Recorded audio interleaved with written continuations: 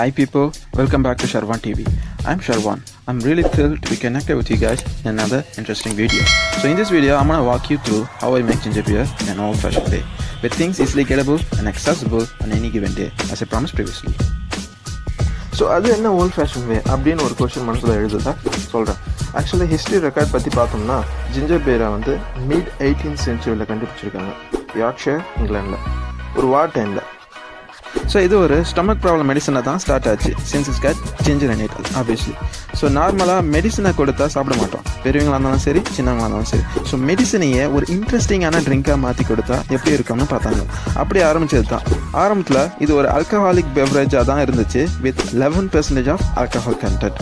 ஏன்னா மோஸ்ட்லி வாரில் men and adults மட்டும் இருந்ததுனால இது ஒரு ப்ராப்ளமாக தெரியல. Hence the time elapsed over different empires and eras, it gets so popular. But hardly during 1855 ஒரு ராஜா ரூல் பண்ணுறாரு. அந்த ராஜா ஒரு இம்பார்ட்டண்டான ஒரு ரூலை வந்து போடுறாரு. அது என்ன ரூல்னா, பெவரேஜில் எந்த ட்ரிங்காக இருந்தாலும் சரி அது ஓவர் 2% மேலே ஆல்கஹால் இருக்கக்கூடாது அப்படின்னு சொல்லிட்டு. ஸோ அதனால தான் இந்த ஜிஞ்சர் பியர்லேயும் ஆல்கஹால் கண்டென்ட்டை குறைக்க ஆரம்பித்தாங்க. Up to 1%. அப்படியே கண்டினியூ ஆயிடுச்சு. அதனால தான் எப்பயும் இது ஒரு நான் ஆல்கஹாலிக் பெவரேஜாக இன் இட்ஸ் டவுன் சைஸ்ட் வெர்ஷனில் எக்ஸிஸ்ட் ஆகிட்டு வருது. Being even suitable for children. இப்போ பார்த்தீங்கன்னா ஜிஞ்சர் பியருக்கும் ஜிஞ்சர் ஆலுக்கும் மேஜராக வித்தியாசம் இல்லாத மாதிரி தான் தெரியுது.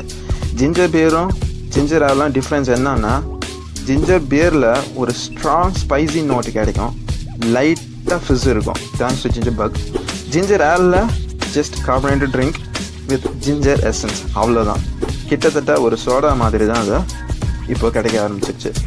இன்ஃபேக்ட் ஜிஞ்சர் ஆல தான் அதான் நார்மல். ஆனால் ஜிஞ்சர் பியரும் இதோட கேட்டகரிக்கு சேர்ந்தது தான் ரொம்ப கொடுமையான விஷயம். ஸோ அதை நம்ம மாற்றுறதுக்காக தான் நம்ம ஓல்ட் ஃபேஷனாக சொன்னேன் நார்மல் ஃபர்மெண்டேஷனை வந்து அந்த காலத்தில் எப்படி பண்ணாங்களோ அதே மாதிரி இன்க்ளூட் பண்ணி வித் அட்லீஸ்ட் 5% ஆஃப் ஆல்கஹால் அதில் கொண்டு வர முடியும். நீங்கள் ஃபர்மெண்டேஷன் அதிகப்படுத்தினீங்கன்னா 11% வரைக்கும் கொண்டு போகலாம். அது அப் to you. Okay, without wasting any time, let's just jump right into the recipes and methods. Come on.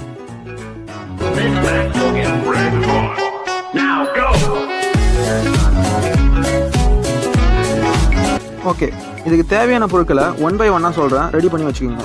சிம்பிளாக நம்ம வீட்டில் டெய்லி யூஸ் பண்ணுற ஐட்டம்ஸ் தான். So that's what makes it even easier. Okay, first ingredient 3 liters of water. நான் என்னோட பியரை 3 liters prepare பண்ண போகிறேன். So உங்களுக்கு ஏற்ற மாதிரி குவான்டிட்டி அட்ஜஸ்ட் பண்ணி வச்சுக்கோங்க.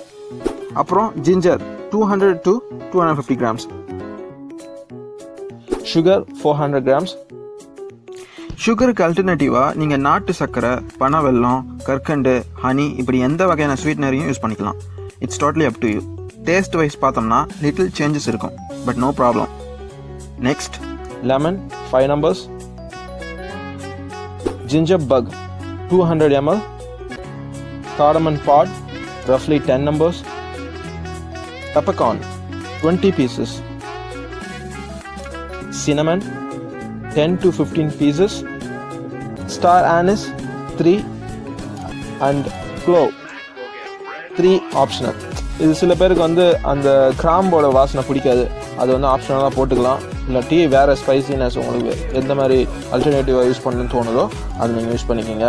அலப்பினோஸ் கொஞ்சம் காரம் கம்மியான சில்லி டைப் இருக்குல்ல, அதை கூட கட் பண்ணி போட்டுக்கலாம். அது உங்களோட இன்ட்ரெஸ்ட்டை பொறுத்து. ஆல்ரைட், இது எல்லாமே நியர் ஷாப்ஸில் கிடைக்கும்ல. இப்போ ஸ்டவ்வில் ஒரு பாட்டை வச்சு அதில் வாட்டர் போர் பண்ணிவிட்டு பாயில் பண்ணுங்கள். மீடியம் ஃப்ளேமில் இருக்கணும்.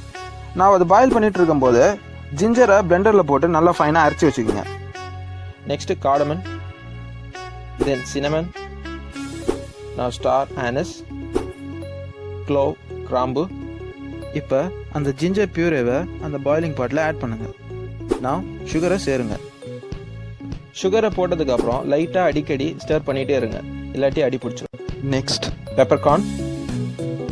இந்த மிக்சரை அப்படியே மீடியம் ஃப்ளேமில் நல்லா பாயில் ஆக விடுங்க. அப்போ தான் அதோட ஜூஸ் நல்லா எக்ஸ்ட்ராக்ட் ஆகும். 10 minutesக்கு அப்புறம் மேலும் ஒரு 5 minutes சிம்மில் விடுங்க. So this whole time make sure you stir it every now and then to keep the sugar from being burnt in the bottom. நான் ஸ்டோர் ஆஃப் பண்ணிவிட்டு பாட்டை ஆற விடுங்க. ஆக்சுவலாக இதை சில் பண்ணுறதுக்கு எந்த வகையான ஸ்ட்ராட்டஜியும் நீங்கள் யூஸ் பண்ணிக்கலாம். உங்களுக்கு டைம் இல்லாத பட்சத்தில் ஒரு சிங்க்லேயோ இல்லை டப்லேயோ இந்த பாட்டை வச்சுட்டு அதை சுற்றிரும் ஐஸ் க்யூப்பை போட்டு நிரப்பி வச்சுருங்க. ஸோ தட் வே அதோட ஹீட் குயிக்காக குறைஞ்சிரும். அப்படி இல்லைன்னா ஒரு வாரமாக மூடி வச்சுட்டு நேச்சுரலாக இதை கூலாக்க விட்டுருங்க. But B ever it's very time consuming. நான் என்ன பண்ண போகிறேன்னா ஓவர் நைட்லேயே அப்படியே கூலாக விட்டுற போகிறேன். அப்போ தான் அதோட ஜூஸு இன்னும் நல்லா அப்சர்வ் ஆகி மிக்ஸ் ஆக ஆரம்பிச்சிடும். இப்போ இந்த ஜிஞ்சர் மிக்சர் கூல் ஆனதுக்கப்புறம் ஒரு கேனில் போர் பண்ணி வச்சுருங்க. கிளாஸ் ஜாராக இருந்தால் இன்னும் பெட்டர். ஆனால் மெட்டலை மட்டும் யூஸ் பண்ணிடாதீங்க, ஏன்னா அது அன்வான்ட் ரியாக்ஷன்ஸை இன்டியூஸ் பண்ணிடும். சிலர் இப்போவே ஃபில்டர் பண்ணி அதோட லிக்விடை மட்டும் பிரித்து எடுத்துருவாங்க. ஆனால் நான் அப்படியே எடுத்து வைக்க போகிறேன். Because I don't want to let any of those last bits of goodness of flavor go to waste. Okay, இப்போ 5 லெமன்ஸை கட் பண்ணி ஜூஸாக எடுத்துக்கோங்க. அப்புறம் அதையும் அந்த கேனில் ஆட் பண்ணிவிடுங்க.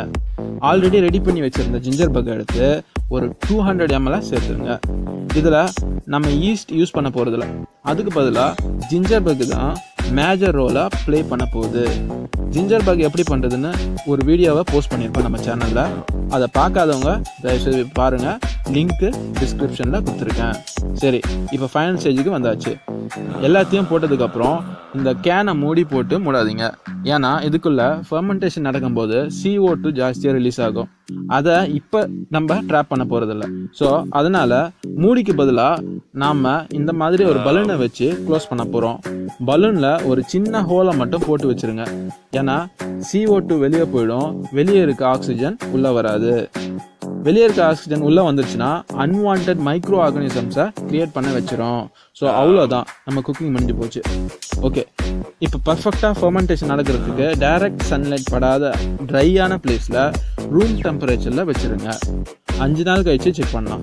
அதுக்கப்புறம் கார்பனேஷனோட பாட்லிங் எப்படி பண்ணுறதுன்னு பார்க்கலாம். ஸோ ஹோப்ஃபுல்லி எல்லாத்தையும் நான் கரெக்டாக எக்ஸ்பிளைன் பண்ணிட்டேன்னு நினைக்கிறேன். ஏதாவது டவுட் இருந்ததுன்னா கமெண்ட் செக்ஷனில் மென்ஷன் பண்ணுங்கள், அதை பற்றி பேசலாம். நெக்ஸ்ட் வீடியோவில் இதோட கண்டினியூவேஷனை அப்லோட் பண்ணுறேன். தென் இந்த பியர் எப்படி வந்ததுன்னு டெஸ்டிங் பண்ணலாம். நிறைய வீடியோஸ் வருது நம்ம சேனலில். சப்போர்ட் பண்ணுங்கள், ஷேர் பண்ணுங்கள். Until next time, bye people.